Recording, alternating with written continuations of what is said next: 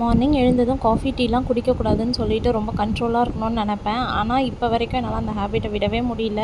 எழுந்த உடனே மனசு எனக்கு அந்த காஃபி இல்லைனா டீ ஏதாவது குடிக்கணும்னு தான் தோணும்.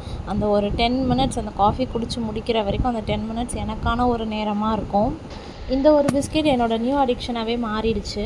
நான் எப்போ இதை சாப்பிட ஆரம்பிச்சேனோ அப்போலேருந்து காஃபி குடிக்கும் போதெல்லாம் 1 or 2 பிஸ்கெட் வச்சு சாப்பிட்ணுன்ட்டு ரொம்ப கிரேவிங்ஸாக இருக்கும். சூப்பராக இருக்கும். இது பார்த்திங்கன்னா மால்கிஸ்டோட சாக்லேட் ஃப்ளேவர். அந்த ஹீட்டில் இந்த சாக்லேட்லாம் மெல்ட் ஆகி சாப்பிட ரொம்பவே சூப்பராக இருக்கும். அப்புறம் மார்னிங் பிரேக்ஃபாஸ்ட்டுக்கு தோசை அண்ட் சட்னி தான். என்னோடய பையனுக்கு எப்போயுமே எங்கள் மாமியார் தான் எழுந்து லஞ்ச் கட்டுவாங்க. அவனுக்கு உப்பு கரெக்டாக இருக்கா, காரம் கரெக்டாக இருக்கான்ட்டு எல்லாமே பார்த்து செய்வாங்க. அதில் அவங்களுக்கு ஒரு சாட்டிஸ்ஃபேக்ஷன். இந்த தோசைக்கு தொட்டுக்க கதம்ப சட்னி செஞ்சுருந்தாங்க. அண்ட் நான் ஒரு ஆம்லேட் ஒன்று போட்டுக்கிட்டேன். அண்ட் ஆஃப்டர்நூன் லஞ்சுக்கு ஹஸ்பண்ட் வீட்டுக்கு வரதா சொல்லியிருந்தாங்க. ஆஃப்டர்நூன் லஞ்சுக்கு பார்த்திங்கன்னா நான் சாதம் மட்டன் கிரேவி தான் செஞ்சுருந்தேன்.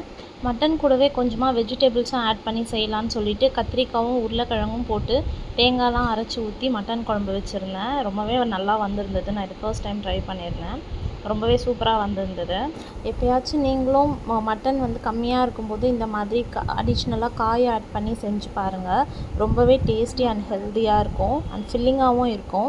நான் சமைச்சு முடிக்கவும் அவர் வரத்துக்கும் கரெக்டாக இருந்தது. நாங்கள் 2 பேருமே ஒன்றா உட்காந்து சாப்பிட்டுட்டோம். ஒரு டேயில் அட்லீஸ்ட் ஒரு வேளையாச்சும் ஃபேமிலியாக உட்காந்து சாப்பிடுங்க. எத்தனை பேர் ஃபேமிலியாக உட்காந்து சாப்பிடுவீங்கன்றதை கமெண்ட்டில் சொல்லுங்கள்.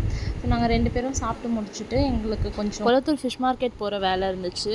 இந்த ஃபிஷ் பார்த்திங்கன்னா இந்த ஒரு டேங்க்கில் இந்த ஒரு ஃபிஷ் மட்டும்தான் இருந்தது. நாங்கள் பாண்டிச்சேரியிலேருந்து வாங்கும்போது நாங்கள் இதை ஆர்டரே பண்ணலை. ஆனால் இந்த சிக்லெட்னு சொல்கிற இந்த ஒரு ஃபிஷ்ஷையும் கூட அனுப்பிட்டாங்க. இது பேரை தான் வந்தது. பட் வித்தின் ஒரு 2 days கழித்து அதோடய பேர் இறந்துருச்சு. ஸோ இதை நாங்கள் அக்ரெசிவாக இருக்கிறதுனால இதை செப்ரேட்டாக இந்த ஒரு குட்டியான ஒரு டேங்க்கில் வச்சுருக்கோம். அதோடய ஃபேஸ் கிட்ட ரீசெண்டாக பார்க்கும்போது ரொம்ப ஊதி போன மாதிரி இருந்தது. அப்புறம் தான் எங்களுக்கு தெரிஞ்சது. கூகுளில் சர்ச் பண்ணி பார்த்தோம். அதோடய வாயில் எக்கை கலெக்ட் பண்ணி வச்சுருக்கு.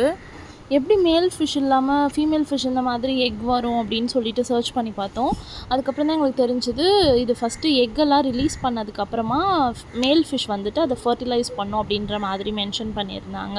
சரி, ஓகே, நம்ம கொளத்தூர் மார்க்கெட் போயிட்டு இதுக்கு பேர் ஒன்று வாங்கிட்டு வரலாம் அப்படின்னு சொல்லிட்டு நானும் என்னோடய ஹஸ்பண்டும் ஈவினிங் கிளம்பிட்டோம் பையனை கூட்டிக்கிட்டு. 4-5 கடை ஏறி இறங்கிட்டோம். ஆனால் எங்களுக்கு இந்த சைஸில் எங்கேயுமே அந்த ஃபிஷ்ஷு கிடைக்கவே இல்லை. கொஞ்சம் நல்லா பெரிய சைஸில் தான் இருந்துச்சு. அதுக்கப்புறம் ஒரே ஒரு ஷாப்பில் மட்டும் இருந்துச்சு இந்த சைஸில். அதுவும் இதை விட கொஞ்சம் சின்னதாக இருந்துச்சு. ஓகேன்னு சொல்லிவிட்டு அதுவும் நாங்கள் ஒரு ஃபிஷ்ஷாலாம் தரமாட்டோம், கொடுத்தா பேராக தான் கொடுப்போம் அப்படின்னு 2 ஃபிஷ்ஷாக தான் கொடுப்போம்னு சொன்னாங்க. சரி, ஓகே அப்படின்ற மாதிரி வாங்கிட்டு வந்தோம். இங்கே பாருங்கள், எவ்வளோ ஒரு கோவமாக அந்த மண்ணை எடுத்து எப்படி துப்பிகிட்ருக்கு பாருங்கள். இதுக்கு ரீசன் நாங்கள் அந்த வாங்கிட்டு வந்த 2 ஃபிஷ்ஷையும் அங்கே அந்த டேங்க்கில் விட்டது தான். இது தனியாக இருக்குன்றதுனால தான் அதுக்கு பேராக நாங்கள் இதை வாங்கிட்டு வந்தோம். ஆனால் வந்த உடனே இந்த 2 ஃபிஷ்ஷையும் போட்டு அது பயங்கரமாக ஃபைட் பண்ணிடுச்சு.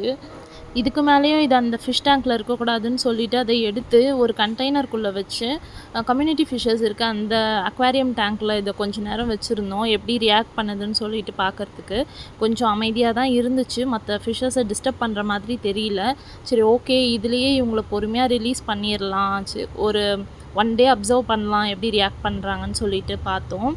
ரொம்பவே அமைதியாக தான் இருந்தாங்க. பெருசாக எந்த ஒரு ஃபிஷ்ஷையும் போயிட்டு அவங்க டிஸ்டர்ப் பண்ணலை. அந்த ஷாப்பில் நாங்கள் கேட்டோம், இதில் எது பாய் எது கேர்ள்னு கேட்டோம். பட் அவங்களுமே எங்களுக்கு அதெல்லாம் தெரியாது அப்படின்னு சொல்லிட்டாங்க. நீங்கள் ஃபின்ஸ் பார்த்து தான் அது தெரிஞ்சுக்கணும் அப்படின்னு சொன்னாங்க. பட் எங்களுக்கு தெரியல. உங்களில் யாருக்காச்சும் இந்த 2 ஃபிஷ்ஷும் என்ன ஜெண்டர்னு தெரிஞ்சதுன்னா மறக்காமல் கமெண்ட்டில் சொல்லுங்கள். இனி அப்சர்வ் பண்ணால் தான் தெரியும் இந்த ஃபிஷ்ஷஸ் மற்ற ஃபிஷ்ஷஸ் எல்லாம் டிஸ்டர்ப் பண்ணுதா அப்படின்னு சொல்லிட்டு. இந்த வீடியோ உங்களுக்கு பிடிச்சிருந்ததுன்னா மறக்காமல் ஒரு லைக் கொடுத்துருங்க. நீங்கள் நம்ம சேனல் ஃபர்ஸ்ட் டைம் பார்க்குறீங்கன்னா நம்ம சேனலை சப்ஸ்கிரைப் பண்ணிவிட்டு பாருங்கள். தேங்க்யூ. அது நீ சொல்லு. லைக் அண்ட் சப்ஸ்கிரைப் பண்ணுங்கள்.